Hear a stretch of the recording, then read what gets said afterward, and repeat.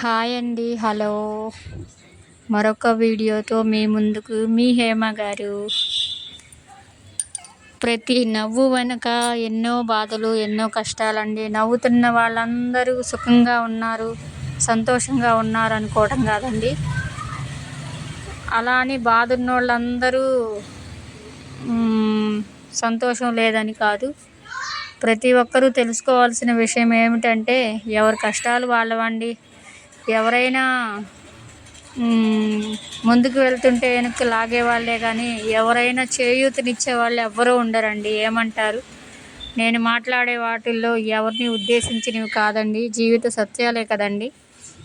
ఏమంటారు? ఎవరైనా సంతోషంగా ఉంటే ఓర్చుకోలేని వాళ్ళు బోలెడు మంది కదండి. మనం ఒకరి బాధకైనా, ఒకరి సంతోషానికి కారణం అవ్వకపోయినా పర్వాలేదు కానండి, ఒకరి బాధకు మాత్రం మనం కారణం అవ్వకూడదండి.